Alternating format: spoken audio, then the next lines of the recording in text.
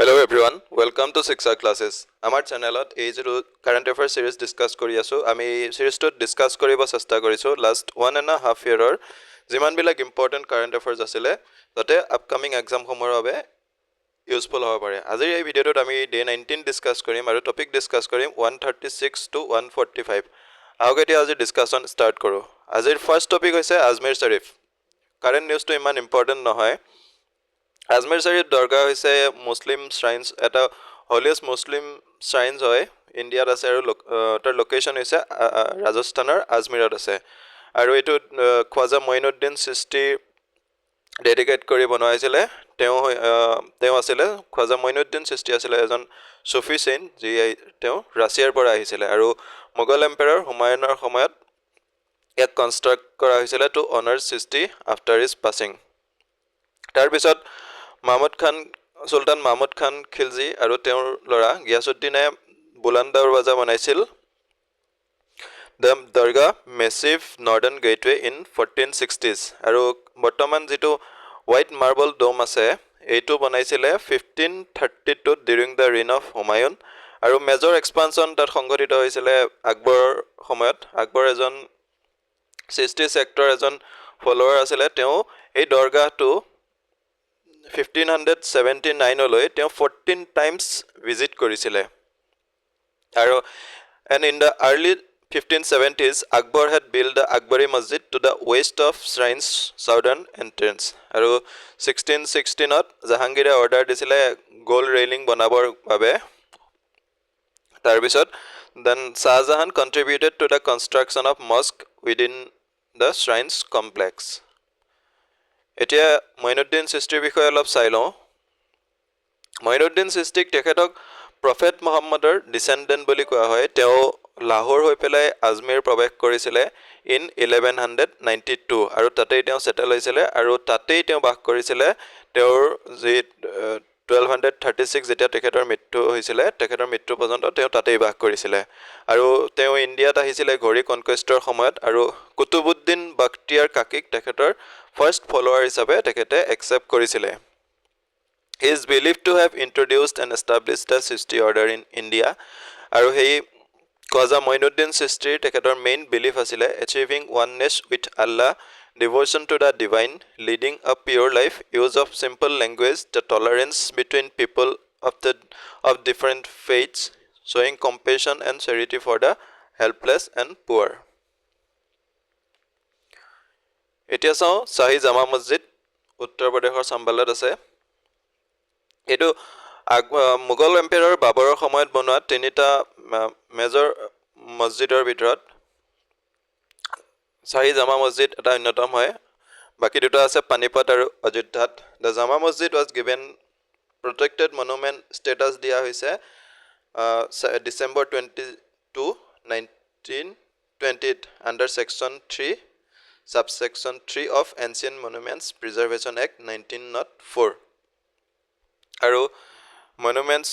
of national importance হিচাপে declare কৰা হৈছে আৰু archaeological surveyor of Indiaৰ websiteত centrally protected monumentsৰ লিষ্টত অন্তৰ্ভুক্ত কৰা হৈছে এপিসোড টপিক হৈছে two new tiger reserves in Madhya Pradesh মধ্যপ্ৰদেশত নতুনকৈ দুখন টাইগাৰ ৰিজাৰ্ভ এখন হৈছে ৰাতাপানী ওয়াইল্ড লাইফ স্যাংচুৱেৰী তাক অফিচিয়ালি নটিফাই কৰিছে এজ আ টাইগাৰ ৰিজাৰ্ভ আৰু Madhav National Parkok NCTA in principle approval grant korise to declare as a tiger reserve. Prothom sao Ratapani Wildlife Sanctuary. Ratapani Wildlife Sanctuary Madhya Pradeshor Raizen aru Sehor district ot obostito aru it forms a crucial part of the state's tiger habitat and serves as migration corridor for tigers from Satpura range. Satpura ৰেঞ্জৰ পৰা যি মান টাইগাৰ্স আহে তাৰ কাৰণে migration corridor হিচাপে অৱস্থিত it is home to approximately 90 tigers আৰু তাত বহুতখিনি থ্ৰেটস আহিছে হিউম্যান ওয়াইল্ড লাইফ কনফ্লিক্ট হৈছে তাৰ পিছত হেবিটেট ডিগ্ৰেডেশন হৈছে এনক্ৰোচমেন্ট হৈছে আৰু ইনফ্ৰাষ্ট্ৰাকচাৰ প্ৰজেক্টৰ কাৰণে দ্য টাইগাৰ্স বিলাকলৈ অলপ ভাবুকি আহিছে আৰু it is now the 8th tiger reserve in Madhya Pradesh Further solidifying the state's reputation as the tiger state of India. Madam National Park অৱস্থিত হৈছে শিৱপুৰী ডিষ্ট্ৰিক্ট মধ্য প্ৰদেশত আৰু encompasses an area of approximately 1751 square kilometer. তাত dry deciduous forest পোৱা যায় আৰু tigers, leopards, sambar, chital আৰু over 200 bird species তাত পোৱা যায়.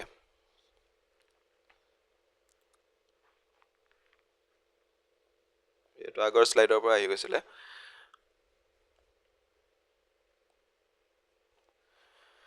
ইয়াৰ পিছত চাই লওঁ process of recognizing a tiger reserve. Tiger reserve এখন recognize কৰাৰ কি process থাকে. প্ৰথম হৈ identify the potential areas. আৰু potential area identify কৰিবৰ কাৰণে প্ৰথম ecological assessment কৰা হয়. তাত identify কৰা হয় যে areas with suitable tiger habitat, that food পোৱা যায় নে নাযায় আৰু water resources available আছে নে নাই. তাৰপিছত wildlife survey হয়, তাত assess কৰা হয় tiger population and their distributions. তাৰপিছত human wildlife conflict assessment কৰা হয়, evaluating the potential for conflict between human and wildlife. তাৰপিছত proposal submit কৰা হয়, state forest department proposal submit কৰে national tiger conservation authority. আৰু এই proposal to include থাকে details such as the proposed area, core, buffer zones, management plan and mitigation measures for human wildlife conflict. Then NCTA approve দিয়ে আৰু technical NCTA যে technical committee আছে তেওঁলোকে review কৰে the proposal to assess its feasibility and compliance with Wildlife Protection Act 1972 বা অন্য যিমানবিলাক laws আছে তাৰ লগত comply কৰিছে নে নাই. তাৰ পিছত যদি ঠিক পায় suitable পায় তেন্তে NCTA in principle approval grant কৰে. ইয়াৰ পিছৰ টপিক হৈছে exercise Agni warrior 2024 13th edition যি exercise Agni warrior successfully conduct কৰা গৈছে between India and Singapore at the field firing range Devlali Maharashtra. ইয়াত পাৰ্টিচিপেট কৰিছিলে ইণ্ডিয়ান আৰ্মিৰ পৰা 114 জন 114 personnel from regiment of artillery আৰু সিংগাপুৰ arm ফৰ্চৰ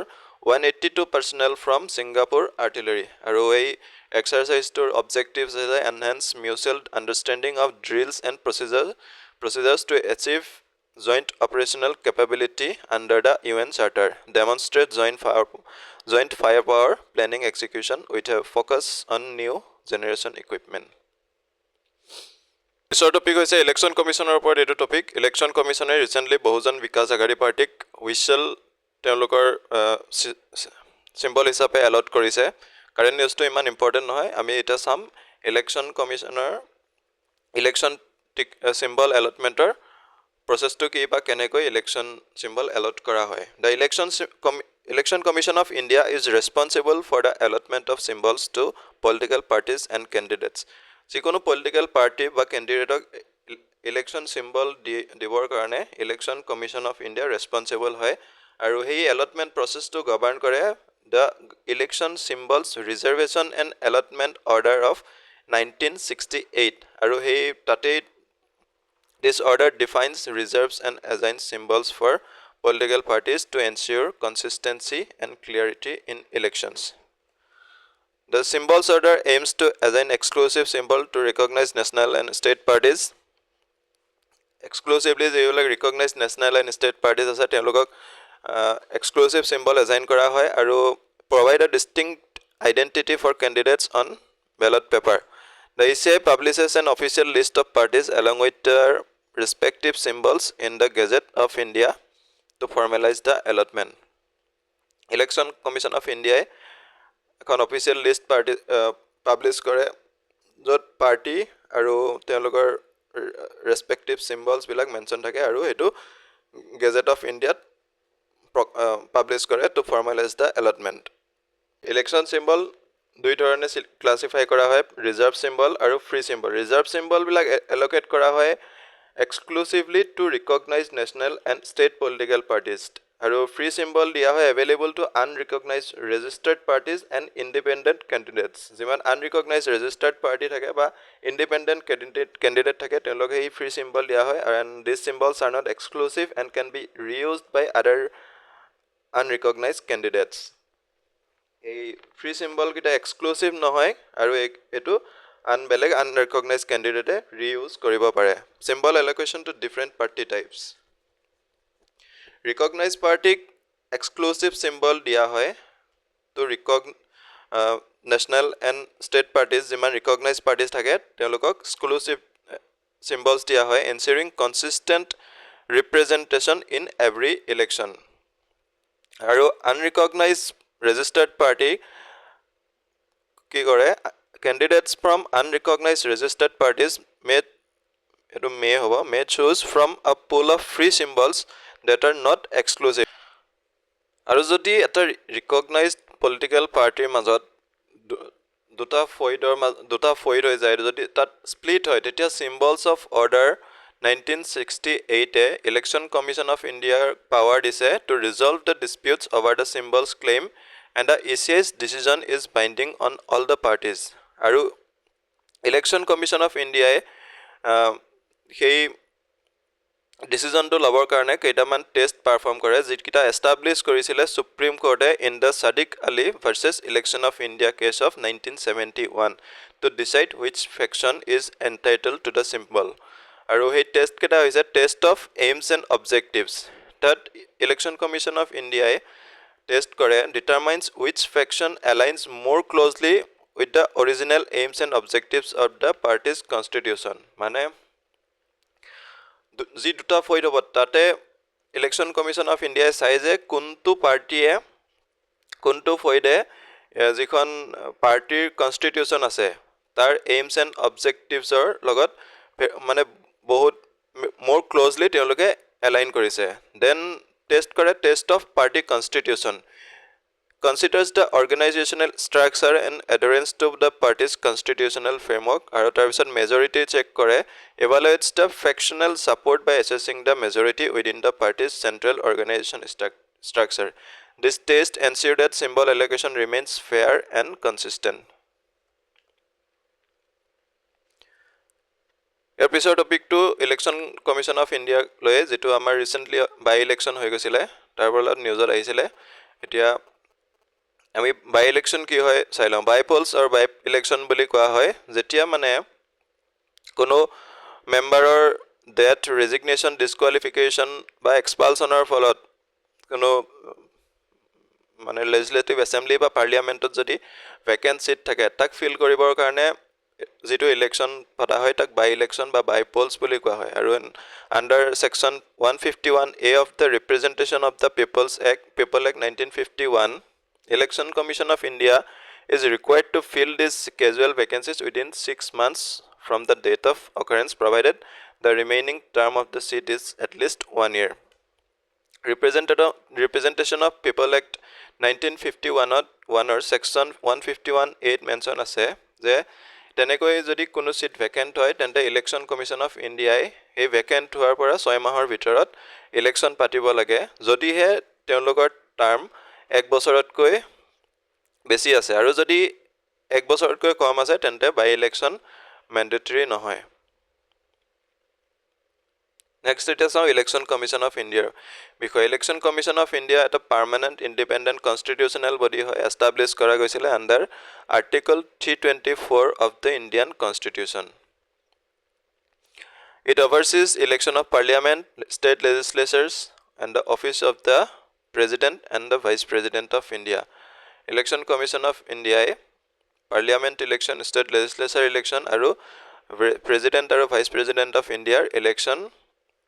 So initially it was single member body. প্ৰথমতে single member body আছিলে যাক লিড কৰিছিলে Chief Election Commissioner আৰু তাৰ পিছত ইয়াক বনোৱা গল 3 member body in 1889 যেতিয়া আমাৰ voting rights 21 ৰ পৰা কমাই 18 years কৰা গল তেতিয়াই 1989ত 1 member বডিৰ পৰা ইয়াক 3 member বডি বনোৱা হল আৰু এতিয়া বৰ্তমান 3জন মেম্বাৰ থাকে দুজন এডিশনাল ইলেকশন কমিশনাৰ আৰু এজন চিফ ইলেকশন কমিশনাৰ আৰু ইলেকশন কমিশন অফ ইণ্ডিয়াৰ ফাংচন হৈছে এডভাইজৰী ৰোল তেওঁলোকে এডভাইজ কৰে প্ৰেসিডেন্ট আৰু গভৰ্ণৰক on matters related to members disqualification particularly in case of corrupt practices তাৰ পিছত quasi judicial role perform কৰে তেওঁলোকৰ অথৰিটি আছে to disqualify candidates for failing to submit expense account কোনো ক্যান্ডিডেট যদি তেওঁলোকৰ ইলেকশনৰ expense account মানে সাবমিট নকৰে তেতিয়া হলে disqualify কৰাৰ অথৰিটি আছে ইলেকশন কমিশন অফ ইণ্ডিয়াৰ আৰু এডমিনিষ্ট্ৰেটিভ ৰোল পাৰফৰ্ম কৰে মেনেজেছ the delimitation of constituencies voter registration and electoral roll updates schedules election dates and enforces model code of conduct ensuring fair and fair campaigning adherence to financial guidelines during elections ইয়াৰ পিছত topic হৈছে first in the world challenge Indian Council of Medical Research announced কৰিছে a high risk high reward initiative to নাম হৈছে first in the world আৰু announce কৰিছে Indian Council of Medical Research ICMR আৰু ইয়াৰ aim হৈছে to encourage Indian scientists to come up with innovative ideas and find solution to difficult health problems মানে ইয়াৰ aim হৈছে আমাৰ Indian scientists সকলক encourage কৰিছে যাতে তেওঁলোকে innovative ideas লৈ আহে আৰু difficult health problems ৰ কাৰণে solutions লৈ আহে আৰু এই স্কিমটোৰ আন্ডাৰত প্ৰপ'জ কৰা গৈছে fund দিয়া যাব research ideas and with significant wide ranging impact with a potential of first of its kind by biomedical and technological innovations for better health outcomes proposals which aim for incremental knowledge or process innovation will not be funded through this scheme ideas that are novel out of the box futuristic and generate new knowledge discovery development of breakthrough health technologies vaccines drugs diagnostics which has never been thought of tested or tried in the world till date will be considered ICMR বিষয়ে চাই লওঁ It is the apex body in India for formulation, coordination and promotion of biomedical research. Established kora goisile 1911 as Indian Research Association and is one of the oldest medical research bodies in the world. Aru 1949 yak redesignate kora gol Indian Council of Medical Research hisabe. Government funded kore through the Department of Health Research, Ministry of Health and Family Welfare. Our governing body of the council is presided over by the Union Health Minister. Your pisor topic hoise Nomo Drone Didi. Government of India launch korise Nomo Drone Didi scheme. Launch year hoise 2024 aru yar karone fund dia goise 1261 crore rupees. Aru objectives hoise 14,500 self-help group drone dia jabo for agricultural rental services aru ya duration hoise 2024-25 to 2025-26 aru purpose hoise facilitate agriculture services like liquid fertilizers and pesticide application through drone technology aru yak monitor koribo at a dedicated IT based management information system track drone operations and service delivery scheme khonor features hoise central sector scheme hoy total 14,500 self help group ok drone dia jabo jate teoloke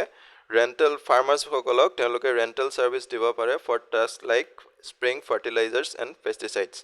aro central government 80% jiman drones ba etar accessories or খৰচ থাকিব তাৰ 80% দিব আৰু এটো maximum হ'ব 8 lakh rupees per self-help group. Aru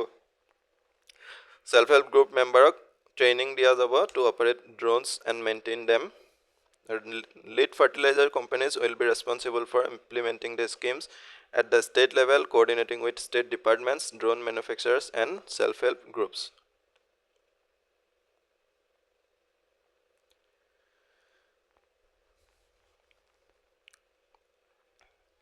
Here episode topic hoise touch grass doom scrolling. Doom scrolling mane hoise it is an act of spending a lot of time on social media to consume more negative news. Mane beshi homoy jetia social media time spend কৰা যায় to consume more negative news তাক doom scrolling বুলি কোৱা হয় it involves consumption of short form videos without stopping the process gives information but it is not good for mental health আৰু ইয়াক অভাৰকাম কৰিবলৈ তাৰপিছত ষ্টেপটো হৈছে টাচ গ্ৰাছ এইটো হৈছে এটা ইণ্টাৰনেট স্লেং টাৰ্ম হয় যিটো যাৰ মিনিং হৈছে taking break from screens and social media it encourage people to spend time on outdoors in nature এই টাচ গ্ৰাছ আৰু ডুম স্ক্ৰলিং নিউজত আছিলে কিয়নো ৰিচেণ্টলি এখন ফ্ৰেঞ্চ ফাৰ্ম গ্ৰীণলিয়ে কৈছিলে যে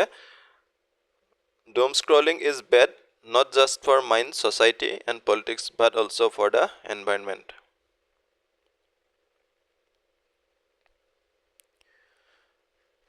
Episode topic hoise Shakti scheme. Recently government of India update korise Shakti scheme. Shakti mane hoise scheme for harnessing and allocating coal transparently in India policy to enhance coal supply for the power sector. Nodal ministry hoise Ministry of Coal. আৰু ইয়াৰ aim is to allocate coal transparently to coal-based power generating companies. Our objective is ensure affordable and adequate coal supply for thermal power plants and improve transparency in coal linkage allocation. Our eligibility for allocation, all the power generating companies are eligible for coal linkage under Shakti policy, subject to terms and conditions mentioned in the policy.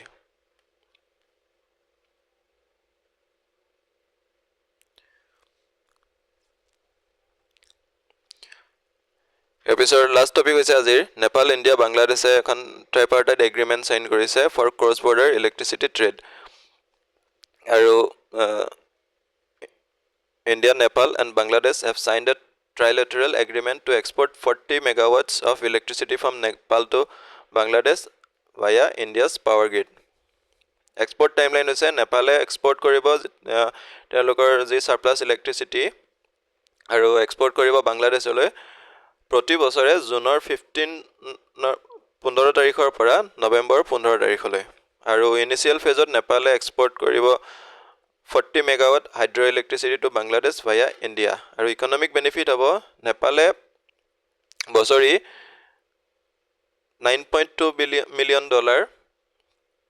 income koribo boli expect kora hoise aru tat